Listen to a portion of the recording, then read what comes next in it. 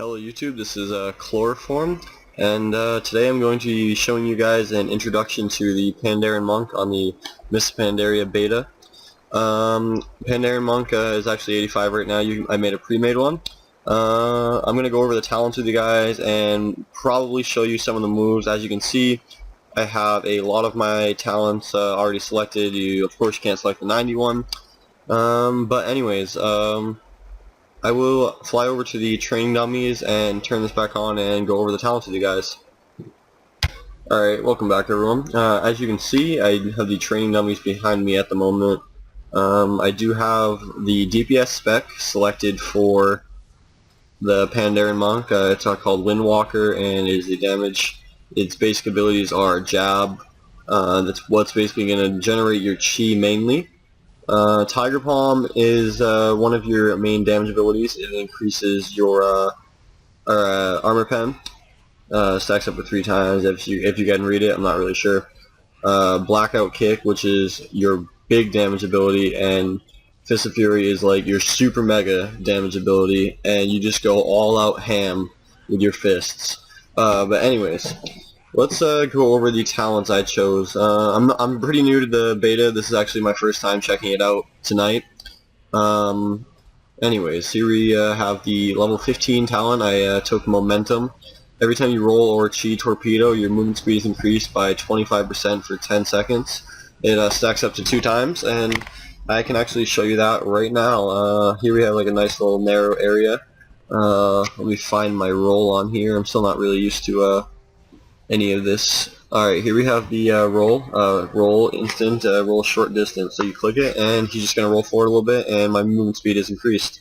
If I use it again the other way, my movement speed will refresh the cooldown up to 10 seconds, and I'm going 50% faster.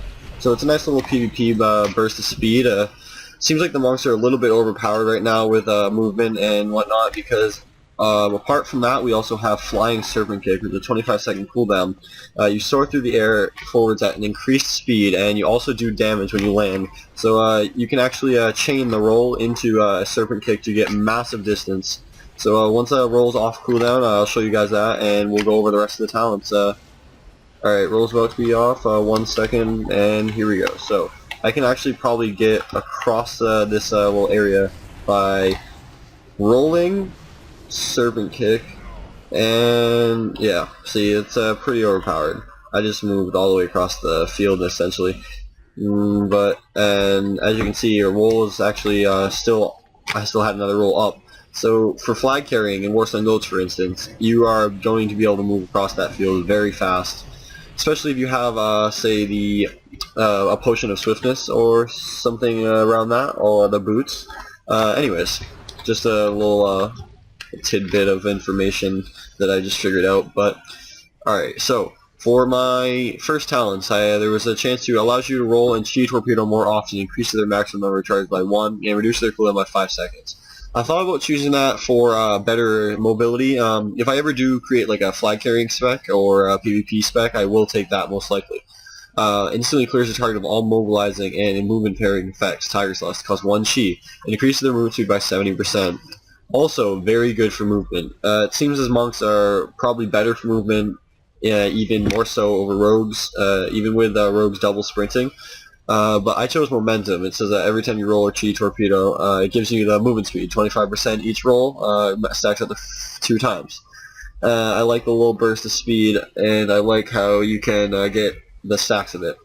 For the second, I chose Chi Burst, which you summon a torrent of Chi energy and hurl it at the target, dealing 11,000 to 11,000 damage. It also heals all allies in this path.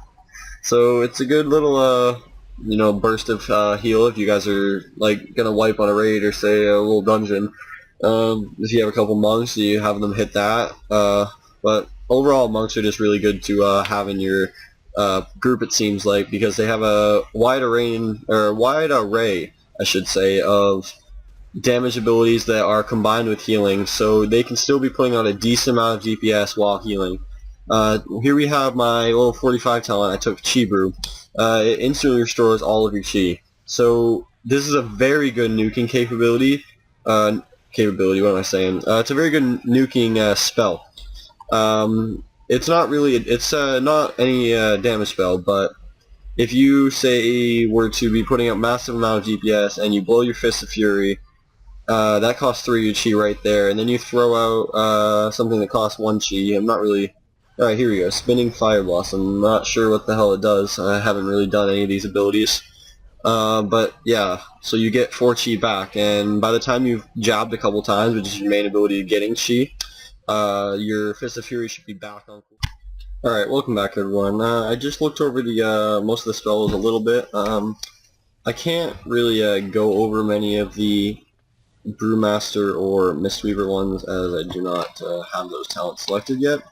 I will be doing a Windwalker playthrough once the actual game comes out as well. That will be my main spec. I'll probably do a tank spec as my off spec. But here, our main ability to build up chi is Jab. It's going to cost 40 energy out of 100, and you're going to sever the target with your axe, dealing 3,000 to 4,800 damage and generating 2 chi. So I'll just demonstrate that little ability right now. So I'm guessing like the rotation is something around, jab twice, spam like your little blackout kick, which is dealing 17,000 to 25,000 damage. Actually, it says if behind target you deal an additional 20% damage over 4 seconds. And if you're in front, you are instantly healed for 20% of the damage done. So I'm for DPS, so we're going to be like rogues, I'm guessing, and hit from behind. Unless you're in PvP, it'd be nice to be in front of them because of the heal. Anyways, I will make a video on the actual rotation once I try to learn it and see if I can maximize my DPS after downloading Recount. But here, I'm not sure like what I'm really pulling for DPS, but anyways, that's Jab and Blackout.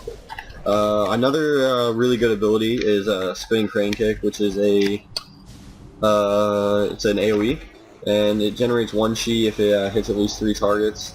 During Spinning Crane Kick, you can still dodge and parry.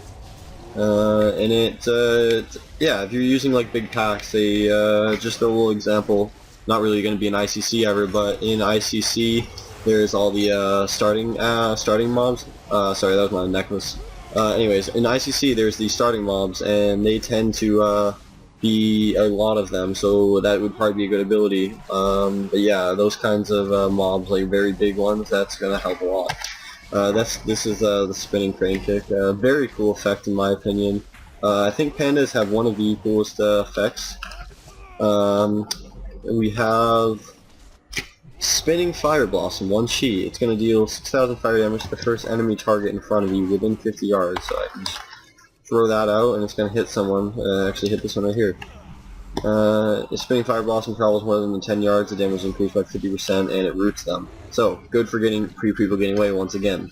Very good amount of stuns. Sorry for the stutter there, I'm pretty much half retarded right now.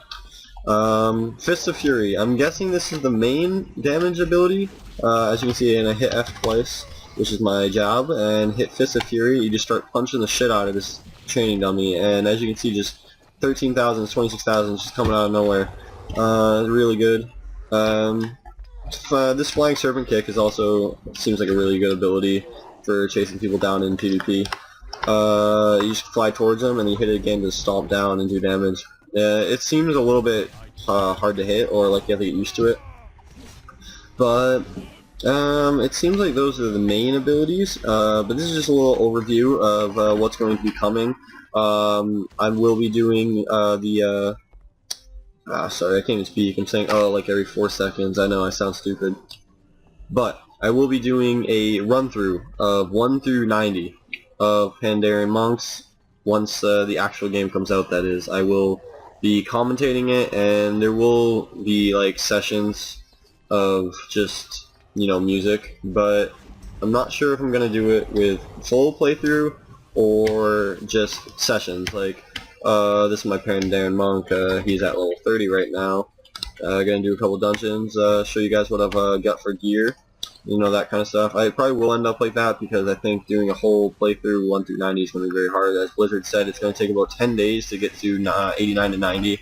I'm not believing them, but you never know what Blizzard would do. They're pretty unpredictable at points. Anyways, this is my first video on this account, so give me a thumbs up, comment, just tell me what you thought of it. Subscribe if you want to see more of this Pandarian Monk stuff. I also play League of